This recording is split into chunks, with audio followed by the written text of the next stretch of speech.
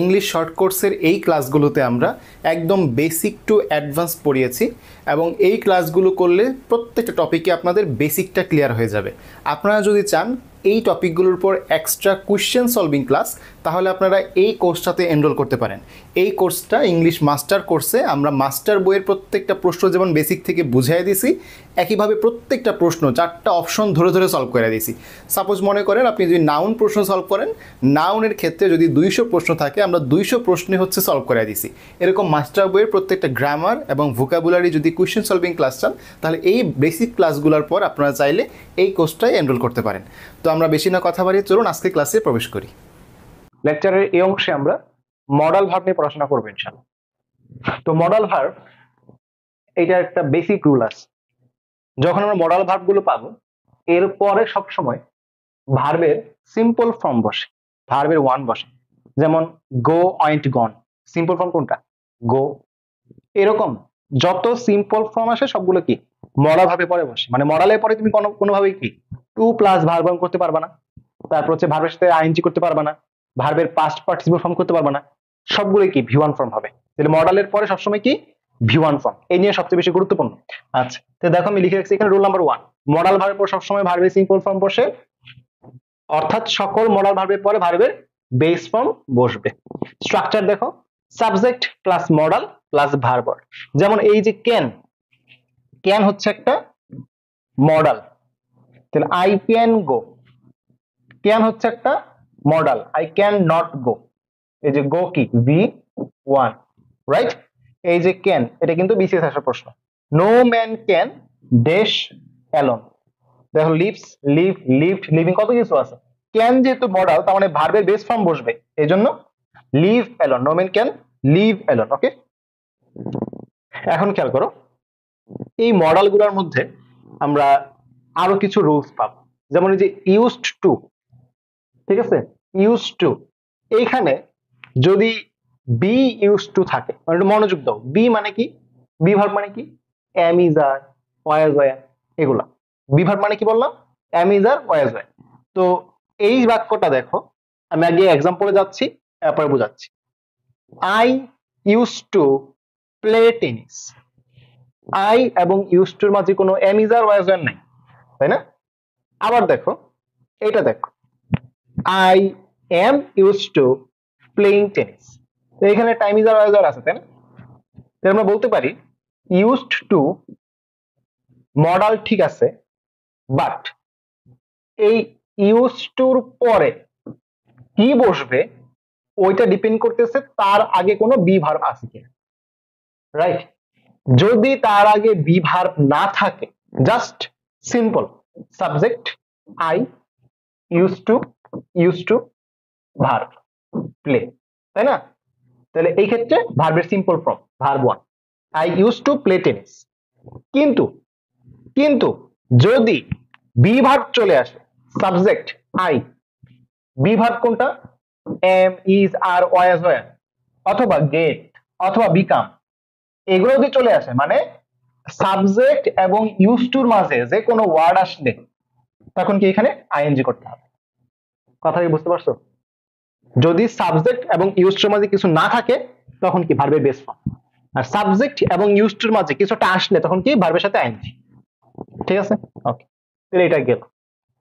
এখন হচ্ছে had better অথবা বেটার, দুইটা দিক থাকতে পারে, হ্যাড বেটার বেটার একই মিনিং দেয়, এগুলো একটা মডেল। তো এগুলোর ব্যবহার, তো কি বলছি, মডেলের পরে সবসময় কি বসে, ভার্ব ফর্ম বসে বা ভার্বের বেস ফর্ম বসে। তো দেখো স্ট্রাকচারটা, subject plus had better plus verb, মানে ভার্বের বেস ফর্ম। আবার দেখো, subject plus had better plus not, মানে যদি নট কখনো আসে সেটাও কি ভার্ব। ঠিক আছে, তো একটু খেয়াল করো, মানে এই হ্যাড বেটার মানে কি, হ্যাড বেটার মানে হচ্ছে তোমার এটা করা উচিত, মানে এটা করলে ভালো, এরকম। যেমন দেখো, you had better take it, তোমার বরং এটা নিলে ভালো হবে। তারপর দেখো, উই হ্যাড বেটার বা we better dash the schedule of the examination, আমরা এক্সামের শিডিউলটা চেক করে নিতাম, এটা আমাদের জন্য ভালো ছিল। তাহলে হ্যাড বেটার মানে কি মিনিং দিচ্ছে, এটা করা ভালো, বরং এটাই ভালো, ঠিক কিনা? ওকে, তাহলে দেখো বেটার অথবা হ্যাড বেটারের পরে কি বসবে? ভার্বের বেস ফর্ম বসবে। চেকড হবে না, চেকিং হবে না, টু চেক হবে না, তাই না? শুধু কি ভার্বের বেস ফর্ম বসবে। ওই যে দেখো চেক লেখা আছে, খেয়াল করছো? শুধু চেক হবে। আবার দেখো it is very hot inside the room, I dash go to open space, মানে I had better go to open space, মানে বরং আমি খোলামেলা জায়গায় যাই, রুমের ভিতরে অনেক গরম, খোলামেলা জায়গায় যাওয়াই কি আমার জন্য ভালো হবে। বুঝতে পারছো কিনা? তো এই যে আই হ্যাড বেটার পরে কি শুধু গো বসছে, ভার্বের বেস ফর্ম। এরপর দেখো উড রেদার বা রেদার, তো আমরা সেম কথা হ্যাড বেটারের ক্ষেত্রে, উড রেদারের ক্ষেত্রে, মানে দুইটার মধ্যে কি বসবে? ভার্বের বেস ফর্ম বসবে। ওকে, দেখো same subject plus would rather plus verb word plus object. আর এই ক্ষেত্রে আমাদের কিছু বিষয় আছে যে এরপরে দেন বসতে পারে। যদি আমরা উড রেদার দিয়ে দুইটা বিষয়ের মধ্যে তুলনা করি তাহলে কি বসে? দেন বসে। কম্পারিজন টেন্সে করছি আমরা, তুলনা করে দেন ব্যবহৃত হয়। তো দেখো এখন বর্তমানে আমরা কি কোকা কোলাকে বয়কট করতেছি, বয়কট কোকা কোলা, তাই না? তাহলে এই বাক্যটা দেখো, I would rather drink orange, orange juice than Coca Cola. আমি কোকা কোলার পরিবর্তে অরেঞ্জ জুস নেওয়া পছন্দ করব। আমি বরং কোকা কোলা পরিবর্তে কি অরেঞ্জ জুস নেওয়া পছন্দ করব। I would rather drink orange juice than Coca Cola. ঠিক আছে, এইটা একটা খুবই কমন সেন্টেন্স যেটা বিসিএস পরীক্ষায় আসে। I would rather die than বেগ, আমি বরং মরে যাব ভিক্ষা করার থেকে। আই উড রেদার ডাই, খেয়াল করছো? ডাই, ডাই কি ভার্বে বেস ফর্ম না? আবার দেখো এখানে দেন বসছে, কেন দেন বসছে? কারণ ডাই এবং বেগ দুইটার মধ্যে কি তুলনা করা হয়েছে? I would rather die than beg, than begging কিন্তু হবে না। ঠিক আছে, এই বিষয়টা খেয়াল রাখবো। এরপর দেখো মাঝে মাঝে কি উড রেদারের সাথে দ্যাট বসতে পারে। উড রেদারের সাথে কি বসতে পারে? দ্যাট বসতে পারে। যদি দেখো যে উড রেদারের সাথে দ্যাট আছে তাহলে সাবজেক্টের পরে পাস্ট ইনডিফিনিট টেন্স হবে। কি হবে? Past indefinite tense. Would rather that you went, past indefinite. তো এটা আমাদের দেখো উপরটা কি ছিল? উড রেদার দ্যাট, তাই না? আর এটার মধ্যে মেইন পার্থক্য হচ্ছে উড রেদার দ্যাট তো ঠিক আছে থাকবে, বাট লাস্টে কি কিছু পাস্ট মার্কার থাকবে। পাস্ট মার্কার মানে কি? অতীতের কিছু একটা বোঝানো থাকবে, হয় ইয়েস্টারডে, নয় প্রিভিয়াস ডে, নয় লং এগো। এগুলোকে বলা হয় পাস্ট মার্কার। পাস্ট মার্কার মানে কি? যেগুলো দেখলে বোঝা যায় এটা অতীতকাল। ইয়েস্টারডে, প্রিভিয়াস ডে, লং এগুলো দেখলে বোঝা যায় অতীতকালে ঘটছে, এগুলোকে বলা হয় পাস্ট মার্কার। তাহলে রুল নাম্বার 6 আর 7 এর মধ্যে পার্থক্যটা দেখো। এইখানেও উড রেদার দ্যাট, এইখানেও উড রেদার দ্যাট, কিন্তু এইখানে কোনো পাস্ট মার্কার থাকবে না, সিম্পল সেন্টেন্স। আর এইখানে কি অলওয়েজ পাস্ট মার্কার থাকবে। দেখো would rather that the previous day, খেয়াল করছো? পাস্ট মার্কার, গত দিনের কথা বোঝানো হয়েছে। যদি এরকম কোনো পাস্ট মার্কার থাকে তখন সেটা পাস্ট পারফেক্ট টেন্স হবে। আর যদি কোনো পাস্ট মার্কার না থাকে সেটা পাস্ট ইনডিফিনিট টেন্স হবে। কথা বুঝতে পারছো? ওকে, তাহলে আমরা দেখি এটা। I would rather that you had gone the previous day, কারণ কি পাস্ট মার্কার আছে। ওকে, প্রেফারের পরে যদি একটা ভার্ব হয় সেটা ইনফিনিটিভ হয়।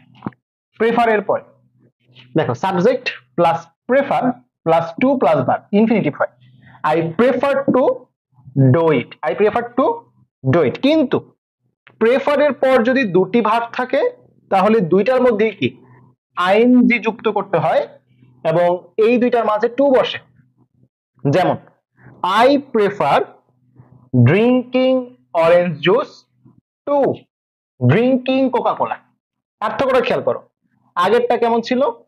আগেরটা ছিল হচ্ছে আই উড রেদার, দেখো I would rather drink orange juice than Coca Cola. এখানে দেন কেন? কারণ উড রেদারের পরে বসছে। ড্রিঙ্ক কেন? ড্রিঙ্কিং কেন না? কারণ উড রেদারের পরে ভার্বের বেস ফর্ম বসে, ঠিক কিনা? এইটা দেখো প্রেফারের পরে বসছে, তাই না? আই প্রেফার, এখানে কিন্তু উড রেদার বসে নাই, কি বসছে? প্রেফার বসছে। প্রেফারের পরে যদি দুইটা ভার্ব আসে, দুইটাই কি করতে হবে? দুইটাই কি করতে হবে? আইএনজি করতে হবে, এবং দুইটার মাঝখানে টু বসবে, দেন কিন্তু বসবে না। দেন বলবে যদি উড রেদার থাকবে। ওকে, শুড হ্যাভ এর ব্যবহার, অতীতে কোনো কাজ করা উচিত ছিল কিন্তু করা হয়নি, এরূপ বুঝালে শুড হ্যাভ ব্যবহৃত হয়, মানে আমার এটা করলে ভালো হতো এরকম বুঝাইতে। তাহলে দেখো আই এইট টু মাচ, আমি অনেক বেশি খেয়ে ফেলছি, I should not have eaten so much. এখন দেখো আমার বেশি খাওয়া উচিত হয় না, আমার বরং কম খাওয়া উচিত ছিল। তাহলে এই যে হ্যাভ, হ্যাভ কি? হ্যাভ এর পরে কি বসে? ভার্বের ভি থ্রি ফর্ম বসে না? হ্যাভ, হ্যাজ, হ্যাড, এদের পরে কি বসে? ভার্বের হ্যাভ, হ্যাজ, এগুলোর পরে ভার্বের ভি থ্রি বসে। তাহলে যদি আমি বলি শুড হ্যাভ, তাহলে হ্যাভ এর পরে কি বসবে? ভি থ্রি বসবে, এটা past participle. I should not have eaten so much, eaten, eat না কিন্তু, ইটেন, হ্যাভ এর কারণে। আচ্ছা, ওকে, তাহলে আমাদের হচ্ছে মডাল ভার্ব আলোচনা এই পর্যন্ত ছিল। এগুলো বুঝলে বাসায় প্র্যাকটিস করতে পারবেন ইনশাআল্লাহ। আসসালামু আলাইকুম।